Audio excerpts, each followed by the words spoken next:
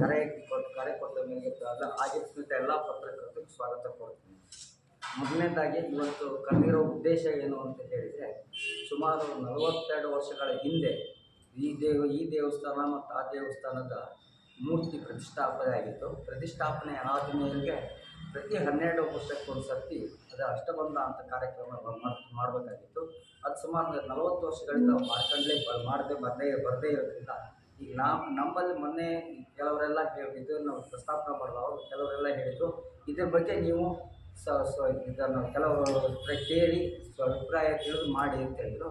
ಅದಕ್ಕೋಸ್ಕರ ನಾವು ಬಾರ್ಕೂರ್ನಲ್ಲಿ ಒಂದು ಜ್ಯೋತಿಷ್ಯ ಇದ್ದರು, ಅವ್ರ ಹತ್ರ ಹೋಗಿ ಮಾತಾಡಿದಾಗ ಅವ್ರು ಹೀಗೆ ಪ್ರಾಬ್ಲಮ್ ಇರುತ್ತೆ, ಮುಂದಕ್ಕೆ ಆಗ್ಬೋದು ಅಂತ ಹೇಳಿದರೆ ಹಾಗಾಗ್ಲಿಕ್ಕೆ ಹೋಗಿ ಇಂಥ ಕಾರ್ಯಕ್ರಮಗಳು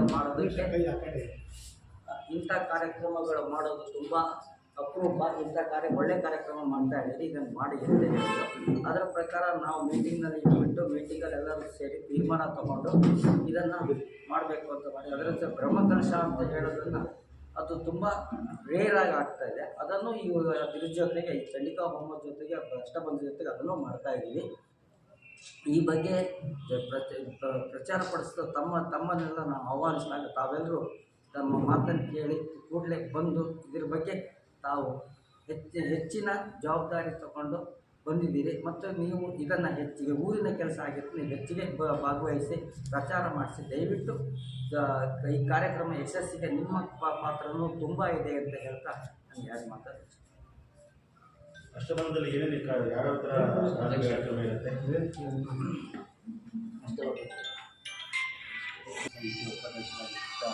ಚಂದ್ರಶೇಖರ್ ಅವರೇ ಅಂತ ಗಿರಿಭಟ್ರವರೇ ಮತ್ತು ನೆರೆದಿರ್ತಕ್ಕಂಥ ಮಾಧ್ಯಮ ಮತ್ತು ಮೀಡಿಯಾ ಮಿತ್ರರೇ ಎಲ್ಲರಿಗೂ ನಮಸ್ಕರಿಸುತ್ತಾ ಶ್ರೀ ಮಾರಿಕಾಂಬಾ ವ್ಯವಸ್ಥಾಪಕ ಸಮಿತಿಯ ನಾಗೇಂದ್ರ ಮಾತಾಡ್ತಾ ಇದ್ದೀವಿ. ಏನಂದರೆ ಈ ಕಾರ್ಯಕ್ರಮ ಹಮ್ಮಿಕೋಬೇಕು ಅಂತ 1-2 ತಿಂಗಳ ಹಿಂದುಗಡೆ ಕೆಲವರು ಬಂದು ಹೇಳಿದ್ರು, ಈ ಥರ ಅಷ್ಟಬಂಧ ಆಗಿ 40 ವರ್ಷ ಆಗಿದೆ, ಮೂರ್ತಿ ಯಾವುದೇ ಒಂದು ಪ್ರತಿಷ್ಠಾಪನೆ ಮಾಡಿದ್ರೆ 12 ವರ್ಷಕ್ಕೊಂದ್ಸರಿ ಅದನ್ನು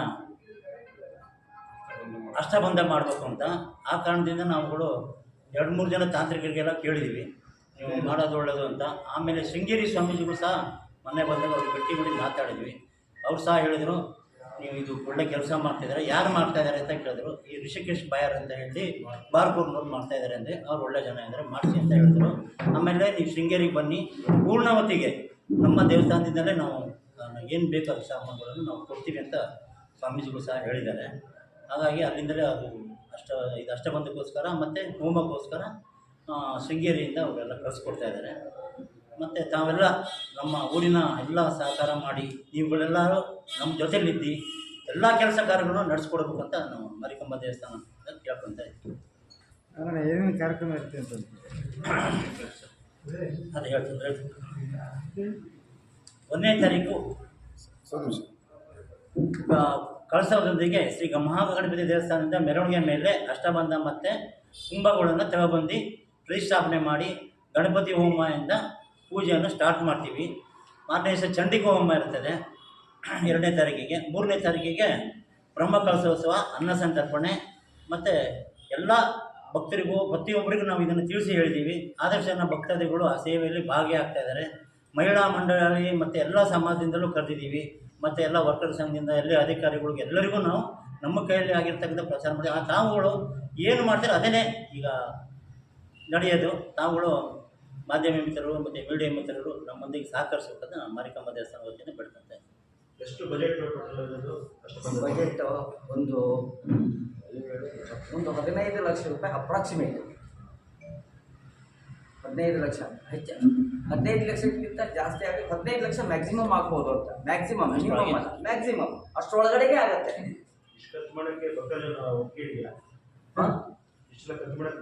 ಭಕ್ತಾದಿಗಳು ಈ ವಿಷಯದಲ್ಲಿ ಸಾಕಷ್ಟು ಜನರ ಹತ್ರ ಚರ್ಚೆ ಮಾಡಿದ್ದೀವಿ. ಎಲ್ಲರೂ ಒಪ್ಪಿಗೆ ಕೊಟ್ಟಿದ ಮೇಲೆ ನಾವು ಹೊರಡ್ತೀವಿ. ಕಾರಣ ಇದನ್ನು 2-3 ತಿಂಗಳಿಂದಲೇ ಈ ಕಾರ್ಯಕ್ರಮದ ಬಗ್ಗೆ ರೂಪುರೇಷೆಗಳು ತಯಾರು ಮಾಡಬೇಕಾದ್ರೆ ಸಾಕಷ್ಟು ಜನರ ಹತ್ರ ಕೇಳಿದ್ದೀವಿ.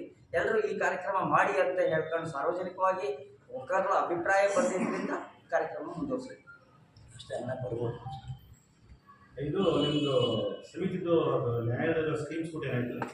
ಅದು ಇನ್ನೂ ಬಗೆಹರಿದಿಲ್ಲ. ಈಗ ನಾನು ಇದರಲ್ಲಿ ಅಫಿಷಿಯಲಿ ಹೇಳಕ್ಕೆ ಬರಲ್ಲ. ಯಾಕೆಂತ ಹೇಳಿದ್ರೆ ಈಗ ನಿಮಗೆ ಕೋರ್ಟ್ ಮ್ಯಾಟ್ರು, ನೀವು ಒಬ್ಬರು ವಕೀಲರಿದ್ದೀರಿ, ಅದ್ರ ಬಗ್ಗೆ ನಿಮಗೂ ಚೆನ್ನಾಗಿ ಗೊತ್ತಿರುತ್ತೆ. ಯಾವುದನ್ನು ಹೇಳಬೇಕು ಯಾವುದನ್ನು ಹೇಳಬಾರ್ದು ಅನ್ನೋದನ್ನು ವಕೀಲರಾದ ತಮಗೂ ತುಂಬ ಅರಿವಿದೆ. ಓಪನ್ ಕೋರ್ಟ್ ಇದೆ ಅದು ಸಮಸ್ಯೆ ಹೇಳ್ಬೋದು. ಓಪನ್ ಕೋರ್ಟ್ ಬಗೆಹರಿತ ಬಂದಿದೆ. ಅದು ಈಗ ಏನಾಗಿದೆ ಅಂತ ಹೇಳಿದ್ರೆ ಸ್ಕೀಮ್ ಮಿಸ್ ಸ್ಕೀಮ್ ಆಗಿ ಕನ್ವರ್ಟ್ ಆಗಿದೆ, ಸೂಟ್ ಆಗಿ ಕನ್ವರ್ಟ್ ಆಗಿದೆ. ಸೂಟ್ ಆಗಿ ಕನ್ವರ್ಟ್ ಆಗಿ ಒಂದು ಸೈಡ್ ನಮ್ಮ ಸೈಡ್ ಎವಿಡೆನ್ಸ್ ಆಗೋಗಿದೆ. ಈಗ ಅಪೋಸಿಟ್ ಸೈಡಲ್ಲಿ ಈಗ ಮೇ 30ನೇ ತಾರೀಕು ನೆಕ್ಸ್ಟ್ ಹಿಯರಿಂಗಲ್ಲಿ ಅವರಿಗೆ ಮಾಡೋಕ್ಕೆ ಆರ್ಗ್ಯುಮೆಂಟ್ ಕ್ರಾಸ್ ಮಾಡೋಕ್ಕೆ ಹೇಳ್ಯಾರೆ. ಸೊ ಇನ್ನೊಂದು 2 or 3 months or 4 months ಒಳಗಡೆಗೆ ಒಂದು ಯಾವುದೋ ಒಂದು ಫೈನಲ್ ಆರ್ಡರ್ ಆಗುತ್ತೆ. ಅಲ್ಲ, ಇದು ನಿಮ್ಮ ಅಧಿಕಾರ ಮುಂದುವರಿಸಲಿಕ್ಕೆ ಮತ್ತೆ ಯಾವ ಥರ ಸ್ಕೀಮ್ ಹಾಕೊಂಡಿದ್ದೀರಾ?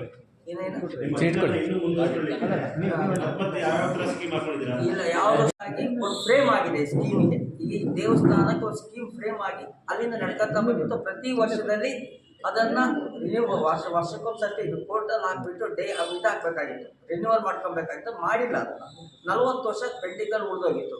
ನಂತರದಲ್ಲಿ ನಾವು ಬಂದ ಮೇಲ್ಗಡೆಗೆ ಅದನ್ನು ಹಾಕಬೇಕಾದ್ರೆ ಮಿಸ್ ಆಗಿ ಹಾಕಿ ಸೂಟ್ ಕನ್ವರ್ಟ್ ಆಗಿದೆ. 2019ನೇ ಇಸ್ವಿ ನಾವು 3 ದಿನಗಳ ಕಾಲ ಲೋಕ ಕಲ್ಯಾಣಕ್ಕಾಗಿ 2 ದೇವಸ್ಥಾನಗಳಲ್ಲಿ 3 ದಿವಸಗಳ ಕಾಲ ಗಣಪತಿ ಹೋಮ, ನವಗ್ರಹ ಹೋಮ, ಚಂಡಿಕಾ ಹೋಮ, ಬ್ರಹ್ಮಕುಂಭಾಭಿಷೇಕ, ಮಹಾಪೂಜೆ. ಸ್ವಲ್ಪ ಇರೋ ನೋಡಿ.